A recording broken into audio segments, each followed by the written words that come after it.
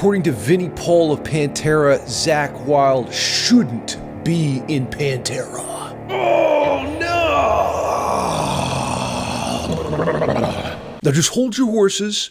We're going to watch a clip of Vinnie Paul's opinion on whether or not Zakk Wylde should join Pantera. R.I.P. to the great drummer of Pantera, Vinnie Paul. He passed away back in 2018, but before he did join the metal gods forever, he recorded an interview. In this interview, he discusses his personal thoughts on whether or not Zakk Wylde should join Pantera. Let's be 666% honest, you will never join Pantera unless you start practicing. Get your chops on level 420 like Dime by signing up for my free Guitar and Music Theory email newsletter below in the description. It's insane how much free shit I'm giving away.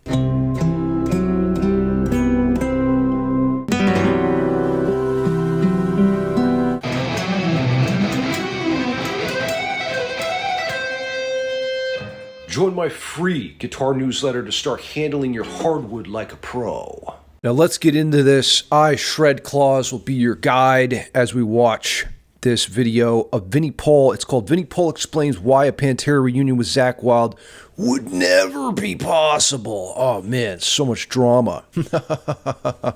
Are you ready? Let's go. You've once again stated that a Pantera Reunion is completely out of the question. Why do you think people don't get tired of talking about it? People are selfish, man. You know, they want what they want. They don't care what you want, you know. So Vinnie Paul's first point is people are selfish. They want what they want. They don't care what you want. If you haven't figured this out yet, you must have been born yesterday, because it's 420% true, and it's actually my Shred's Law number 1. Humans prioritize self-interest. But is it so bad for them to want Pantera to continue on? I would think that would also align with Vinnie's self-interest. Let's continue.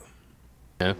And it's unfortunate that people go, oh, wow, man, they could get Zakk Wylde to jump up there on stage and it's Pantera again. No, it's not. Yeah. It's not that simple. Now, I agree. It's not Pantera anymore with Zakk Wylde. Zakk is not Dimebag Darrell. However, he may be the next best thing. I think it's understandable that Vinnie is nostalgic about the past, and of course, him and Dime were actual blood brothers, whereas Zakk Wylde and Dime are just metal brothers. You're never going to be able to completely replicate the original chemistry of the band without the founding members. I'm just confused at why Vinnie wouldn't want some iteration of the band to continue. I mean, what about Gen Z? They haven't even heard, they don't even know about Pantera. Isn't it better that they at least get the version with Zakk Wylde than nothing at all? You know, if Eddie Van Halen wants to get shot in the head 4 times next week, then would everybody be going, hey man, Zakk, go play for Van Halen, just call it Van Halen? You see what I'm saying? I mean,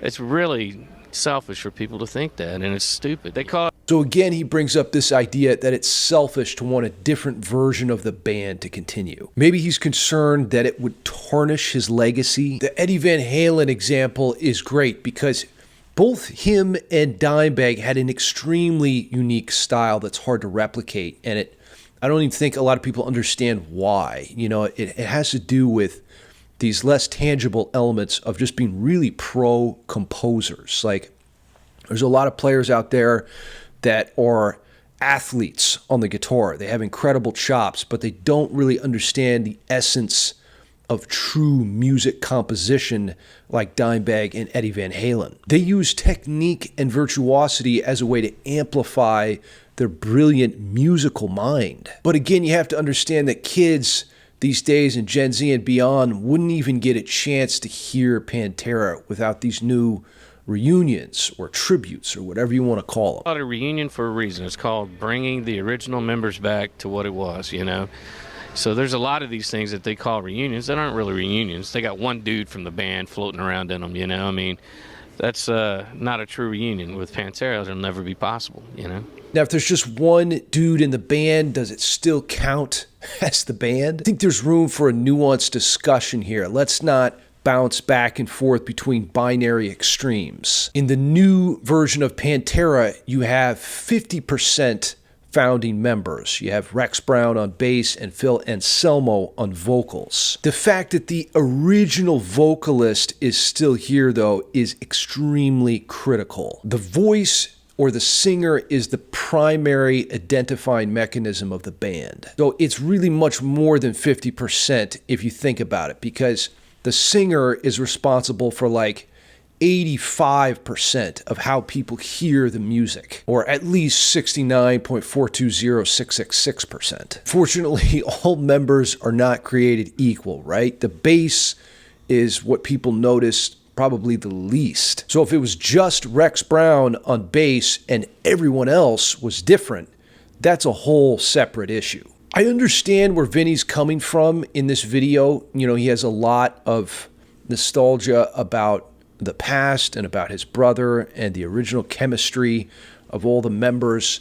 But again, let's be honest here. If you really are concerned about the perpetuation of Pantera's brand and legacy, you're going to be on board with this new tribute containing Zakk Wylde and then the Anthrax drummer. I think it's a fantastic way to keep Pantera relevant and to reignite interest around this great group. Now, I'm going to level with you. I've been getting a lot of hate through email and my comments about my unfair representation of this new Pantera debacle. Oh, Shred, your titles and thumbnails are so negative. What's the deal, bro? Well, here's something you have to understand about human nature.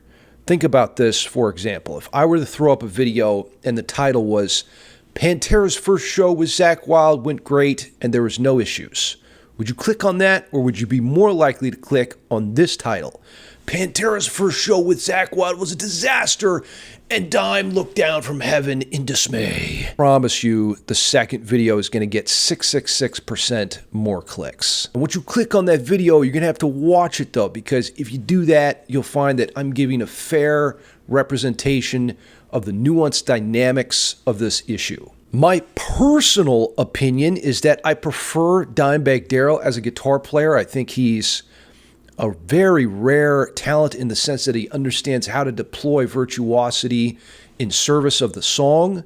Zakk Wylde is a phenomenal player. I look up to him in many ways. I just don't think he's as musical as Dimebag Darrell, and that's okay. I'm allowed to have my own opinion. It's not illegal last time I checked. Doesn't mean I hate Zakk Wylde. He's a phenomenal axe grinder, and I actually really prefer the beginning part of his career in the 80s and early 90s.